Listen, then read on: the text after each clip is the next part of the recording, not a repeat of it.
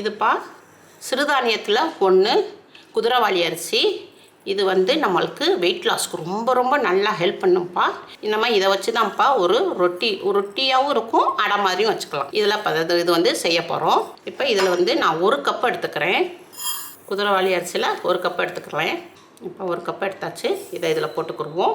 நீங்கள் சின்ன கப்புனா சின்ன கப்பு போட்டுக்கோங்க. நான் வந்து இது 2 ஆள் சாப்பிட்லாம், 2 ஆள் சாப்பிட்ற அளவுக்கு நான் செஞ்சுருக்கேன். நீங்கள் ஒரு ஆளுக்குன்னா இதோட பாதி போட்டுக்கோங்க.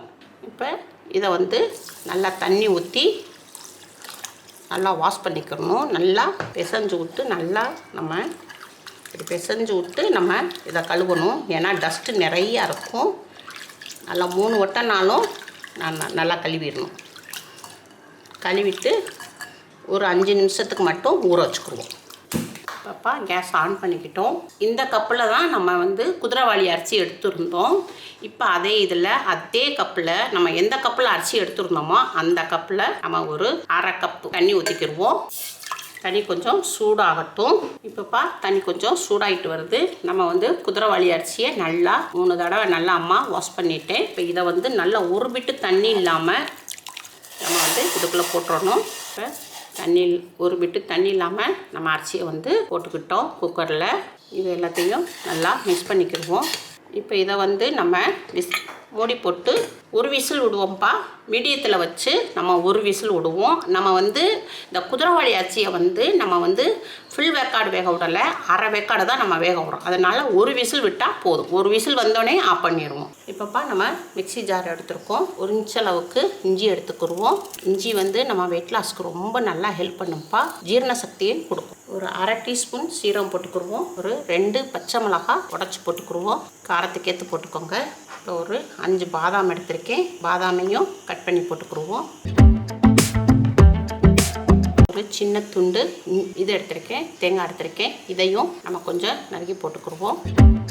இப்போ இதை வந்துப்பா உங்களுக்கு மூடி போட்டு பரபரன்னு அரைச்சி கொண்டு வரேன். தண்ணி ஊற்றக்கூடாது. தண்ணி ஊற்றாமல் பரபரன்னு அரைச்சி கொண்டு வரேன். பாப்பா அம்மா வந்து மிக்சியில் ஒரு சுற்று தான் சுற்றினேன். நல்லா பரபரன்னு அரைச்சாச்சு. இந்த மாதிரி இருக்கணும். எல்லாமே நல்லா நைஸாக இருக்கக்கூடாதுப்பா, பரபரன்னு இருக்கணும். அப்போ தான் நம்மளுக்கு சாப்பிடும் போதே நல்லா கிரிப்ஸியாக டேஸ்ட்டாக இருக்கும். இதை வந்து ஒரு பிளேட்டில் போட்டுக்குருவோம், ஒரு பவுலில் போட்டுக்குருவோம். இப்போப்பா 4 விசில் வந்துருச்சு. நல்லா தம் அடங்கிருச்சு. இப்போ ஓப்பன் பண்ணுவோம். இப்போ நம்ம வந்து ஃபுல் வேக்காடு நம்ம வந்து சாதமாக சாப்பிட்டோம்னா தான் நம்ம வந்து 1 கப்புக்கு 1 கப்பு அரிசி போடணும். இப்போ வந்து நம்ம வந்து அரை வேக்காடு தான்ப்பா இதை வந்து வேக வச்சுருக்கோம், முழுசாக வேக வைக்கல. இப்போ கரெக்டாக இருக்குது. இப்போ இது வந்து நல்லா ஆறட்டும். ஆறினவுடனே உங்களுக்கு செஞ்சு காட்டுறேன். இப்போ நம்ம வந்து தேங்காய் பாதாம் அரைச்சோம் இல்லையா, அந்த மிக்சியிலேயே இதை வந்து நம்ம மிக்சியில் போட்டுக்குருவோம். இப்போப்பா அம்மா வந்து மிக்சியில் போட்டேன். கொஞ்சம் வெதுப்பாக இருக்குது. இதை போய் உங்களுக்கு மிக்சியில் அடித்து கொண்டு வரேன். நான் இது வந்து இப்போ நம்ம அரை வேக்காடு வேக வச்சுருக்கோம். இதை அடித்து கொண்டு வரேன். தேவைப்பட்டால் 2 ஸ்பூன் தண்ணி ஊற்றிக்கிறோம். தேவையில்லைன்னா அப்படியே அடிச்சுக்கலாம். இப்போப்பா அம்மா வந்து மிக்சியில் அடித்து கொண்டு வந்திருக்கேன். ரொம்ப வறண்டு இருந்துச்சு. அம்மா ஒரு 2 ஸ்பூனு தண்ணி ஊற்றி தான் அடிச்சிருக்கேன். இப்படி தான்ப்பா வைக்கணும். இதுக்கு மேலே தண்ணி ஊற்றினா தோசை மாவு பதத்துக்கு வந்துடும். இந்த அளவுக்கு தான் இருக்கும். இதை வந்து நம்ம ஏற்கனவே தேங்காய், சீரகம், பாதாம் பருப்பு போட்டிருந்தோம் இல்லையா, அந்த இதையும் போட்டு மிக்ஸ் பண்ணிடுவோம். இப்போ எல்லாத்தையும் மிக்சியிலேருந்து பவுலில் மாற்றிக்கிட்டோம்ப்பா. 2 ஸ்பூன் கடல மாவு போட்டுக்குருவோம். 2 ஸ்பூன் கோதுமை மாவு போட்டுக்குருவோம்ப்பா. அப்போ தான் நம்மளுக்கு நம்ம சப்பாத்தி செய்யும்போதே கரெக்டாக வரும், லெவல் வரும். தேவையான அளவுக்கு பிங்க் சால்ட்டு போட்டுக்குருவோம். 1/4 டீஸ்பூன் மிளகு பொடி போட்டுக்குருவோம். 1/4 டீஸ்பூன் மிளகாப்பொடி, காஷ்மீர் மிளகாப்பொடிப்பா, நல்லா நிறம் கொடுக்கும், உரப்பு இருக்காது. கொஞ்சமாக மஞ்சப்பொடி போட்டுக்குருவோம். 1/4 டீஸ்பூனு கரம் மசாலா போட்டுக்குருவோம். இப்போது ஒரு வெங்காயத்தை வந்து மீடியமான வெங்காயம் நல்லா பொடிசாக நறுக்கி வச்சுருக்கேன். இதையும் நல்லா உதுட்டு விட்டு நல்லா இப்படி போட்டுரும். கொஞ்சம் மல்லி இலை அம்மா வாஷ் பண்ணி வச்சுருக்கேன், நல்லா பொடிசாக நறுக்கி வச்சுருக்கேன். இதையும் போட்டுக்குவோம். 1 எலும்புச்சம்பழம் இது சாறு எடுத்து ஊற்றிக்கிறோம். இப்போ எல்லாத்தையும் நம்ம பிசைஞ்சுக்கிடுவோம். தண்ணி தேவைப்பட்டால் ஊற்றுவோம், இல்லாட்டா இதிலே கரெக்டாக வரும்ப்பா, பார்த்துக்கோ. தேவைப்பட்டால் ஊற்றிக்கிறோம். அம்மா வந்துப்பா ஒரு பிட்டு தண்ணி போடல, அதிலே கரெக்டாக வந்துருச்சு. வெங்காயம் இதெல்லாம் நம்ம போட்டிருக்கோம் இல்லையா, அதிலே எல்லாம் தண்ணி வந்துருச்சு. பாருங்கள், இந்த அளவுக்கு தான் இருக்கணும். இதுக்கு மேலே நம்ம எதுவும் தண்ணி போடக்கூடாது.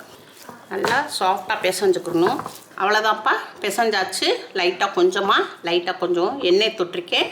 எண்ணெய் தொட்டோம்னா நம்மளுக்கு அந்த கையில் வந்து பிசு பிசுன்னு ஒட்டாது.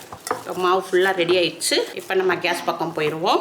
இப்படி நம்ம 5 உருண்டை போட்டிருக்கோம்ப்பா. இதை அழகாக 2 ஆள் சாப்பிட்லாம். இப்போப்பா ஒரு பேப்பர் எடுத்துருக்கோம். நீங்கள் பிளாஸ்டிக் பேப்பர் எதனாச்சும் இருந்துச்சுன்னா சுத்தமானதாக இப்படி எடுத்துக்கோங்க. இதை எடுத்துட்டு கொஞ்சமாக லைட்டாக எண்ணெய் தடவிக்கோங்க. டிசானாவோடைய கோகோனட் ஆயில் யூஸ் பண்ணுறேன்ப்பா. அப்போ தான் நம்மளுக்கு பரட்டை மேதை கரெக்டாக வரும். தடவியாச்சு. ஒரு உருண்டை எடுத்துக்கிடுவோம். ஒரு உருண்டையை நல்லா அமுக்கி விட்டுருவோம். இப்படி கையிலேயே அமுக்குங்க. எவ்வளோ மெல்லிஸாக தட்ட முடியுமோ அவ்வளோ மெல்லிஸாக தட்டணும். தண்ணி கொஞ்சம் தொட்டுக்கோங்க. தொட்டுட்டு அப்படியே அடிச்சிங்கன்னா நல்லா பரப்பி வரும். ஓரத்தை இப்படியே நல்லா அடிச்சு விட்டுக்கோங்க. வீட்டுக்கு பேரம்பேத்தி வந்திருக்காங்கப்பா. இப்போ அதனால் பேரம்பேத்தி வந்திருக்காங்க. வாண்டு சின்னது இப்ஜா சவுண்டு விடுது. இப்போ எல்லாம் ஃபுல்லாக நல்லா தட்டிட்டோம்ப்பா.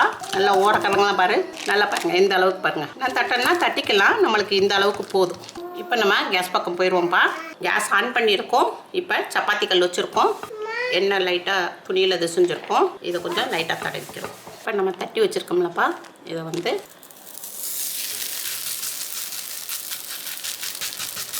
சேஃபாக வராதுப்பா. சேஃப் வரணும்னா நீங்கள் எதனாச்சும் ஒரு டிஃபன் பாக்ஸ் இருக்குல்ல, அதை வச்சு நீங்கள் சேஃப் எடுத்தீங்கன்னா உங்களுக்கு கரெக்டாக வந்துடும். இப்படி தான் வரும். நம்ம தட்டினோம்னா, கையில் தட்டினோம்னா இப்படி தான் வரும். இப்போ 2 நிமிஷம் வேகட்டும்ப்பா. நம்ம ஸ்போக் இருக்குது இல்லையா, இதை வந்து லைட்டாக இப்படி விட்டோம்னா சீக்கிரமாக வந்துடும். நமக்கு எல்லா பக்கமும் நல்லா வேகும். வெந்துக்கிட்டு இருக்குது. லைட்டாக கொஞ்சம் நம்ம லைட்டாக எண்ணெய் விட்டுக்குருவோம். 2 ட்ராப்ஸு நல்லெண்ணெய். இப்போ பரட்டி போட்டுக்குருவோம்ப்பா. பரட்டி போட்ட பக்கமும் 2 நிமிஷம் வேகும்.